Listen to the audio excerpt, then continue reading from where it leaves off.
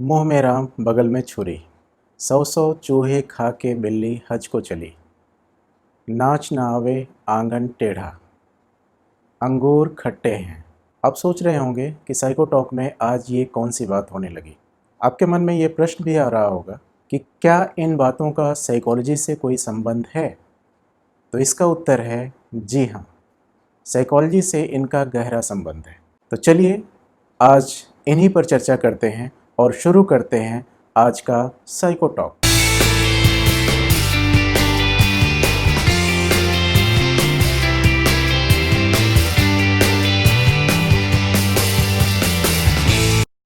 जब किसी व्यक्ति के मन में एक समय पर दो या दो से अधिक विपरीत विचार या असंगत विचार, इनकॉन्सिस्टेंट और अपोजिट डिजायर्स आनी शुरू हो जाती हैं, तो वह मानसिक संघर्ष की स्थिति कहलाती है।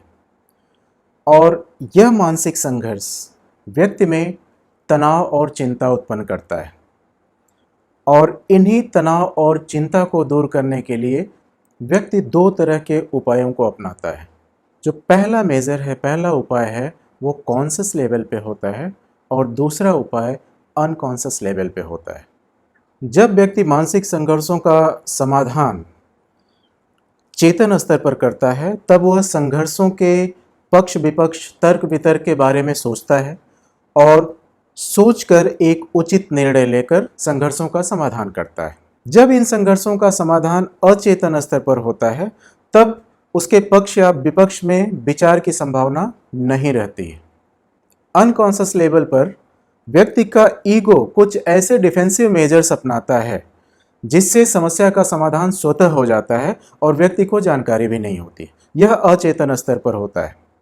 और यही तरीका या अनकॉन्शियस लेवल पर अगर मेंटल कॉन्फ्लिक्ट का रेजोल्यूशन किया जा रहा हो, वह डिफेंस मैकेनिज्म्स कहलाता है।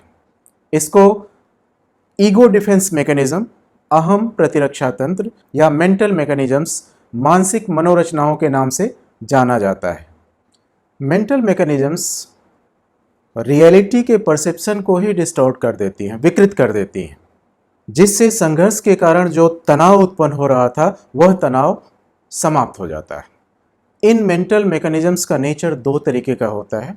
कुछ मेंटल मैकेनिज्म्स ऐसे होते हैं जो प्रत्यक्षतः मानसिक संघर्षों को दूर कर देती हैं, तथा कुछ मेंटल मैकेनिज्म्स ऐसे होते हैं जो प्रत्यक्षतः मेंटल कॉन्फ्लिक्ट को रिजॉल्व तो नहीं कर पाती हैं, किंतु किसी दूसरे डिफेंस मैकेनिज्म्स के साथ मिलकर मानसिक संघर्षों को दूर करती हैं या मानसिक संघर्ष का समाधान कर देती हैं। चलिए कुछ प्रमुख मेंटल मैकेनिज्म्स के बारे में चर्चा करते हैं और वीडियो के प्रारंभ में कहे गए कहावतों और मुहावरों से इनको लिंक करने की कोशिश करते हैं। पहला, दमन या रिप्रेशन। जब किसी व्यक्ति के मन में कोई अनैतिक और असामाजिक विचार उत्पन्न होता है, तो उस व्यक्ति का ईगो और सुपर ईगो उस व्यक्ति के अनैतिक और असामाजिक विचारों की पूर्ति करने में बाधक बनता है और ऐसे में वह विचार अचेतन स्तर पर व्यक्ति के चेतन से अचेतन में चले जाते हैं। जब विचार अचेतन में चला जाता है तो उसके कारण उत्पन्न मानसिक संघर्ष या तनाव स्वतः समाप्त हो जाता है। यह प्रक्रिया या यह डिफेंस मैकेनिज्म रिप्रेशन कहलाता है। एक डिफेंस मैकेनिज्म है यौक्तिकीकरण या रैशनलाइजेशन।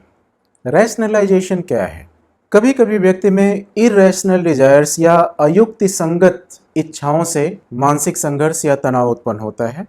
ऐसे में रैशनलाइजेशन एक ऐसा डिफेंस मैकेनिज्म है जो अनकॉन्शियस लेवल पर इरेशनल डिजायर्स को रैशनल डिजायर्स में कन्वर्ट कर देता है या व्यक्ति अयुक्ति संगत इच्छाओं की व्याख्या युक्ति संगत तर्कों के आधार पर कर देता है। यह प्रक्रिया अनकॉन्शियस लेवल पर होती है। जब इरेशनल डिजायर्स रैशनल डिजायर्स में कन्वर्ट हो जाती हैं तो व्यक्ति का मानसिक संघर्ष और उससे उत्पन्न तनाव स्वतः दूर हो जाता है। रैशनलाइजेशन दो तरीके से होता है। पहला, सावर ग्रेप टाइप, दूसरा स्वीट लेमन टाइप। सावर ग्रेप टाइप में जिससे तनाव उत्पन्न हो रहा है हम उसमें कमी निकालते हैं और तनाव मुक्त हो जाते हैं। जैसे अंगूर खट्टे हैं, लोमड़ी को अंगूर नहीं मिला अंगूर में कमी निकालकर वह तनाव मुक्त हो जा रही है। साइकोलॉजी की भाषा में इसको एक्सप्लेन करें तो इरेशनल डिजायर को रैशनल डिजायर में कन्वर्ट कर दिया गया और उससे उत्पन्न मेंटल कॉन्फ्लिक्ट और मेंटल कॉन्फ्लिक्ट से उत्पन्न एंजाइटी टेंशन स्वतः समाप्त हो गया। जो दूसरा प्रकार है रैशनलाइजेशन का, स्वीट लेमन टाइप, इसमें हम अपने निम्न चीज़ों की व्याख्या श्रेष्ठ रूप में कर देते हैं और निम्न चीज़ों से उत्पन्न जो तनाव वह दूर कर लेते हैं। जैसे रूखी सूखी रोटी दूसरे के व्यंजनों से स्वादिष्ट है, मेरी झोपड़ी दूसरे के महलों से अच्छी है। यहाँ क्या हो रहा है, हम रैशनल एक्सप्लेनेशन द्वारा अपने ईगो को डिफेंड कर टेंशन फ्री हो जा रहे हैं। अगला मेंटल मैकेनिज्म है रिएक्शन फॉर्मेशन या प्रतिक्रिया निर्माण।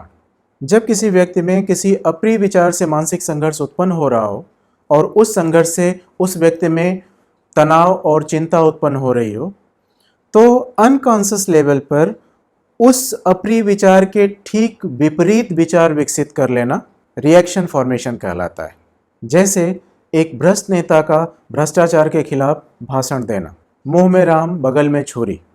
ये एक्टिविटीज़ इतनी सिंपल नहीं है जितना दिख रही हैं, बल्कि अगर कोई भ्रष्ट नेता भ्रष्टाचार के खिलाफ भाषण दे रहा है तो वहाँ वह रिएक्शन फॉर्मेशन कर रहा है। रिएक्शन फॉर्मेशन के द्वारा वह अपने ईगो को डिफेंड कर तनाव से मुक्त हो रहा है।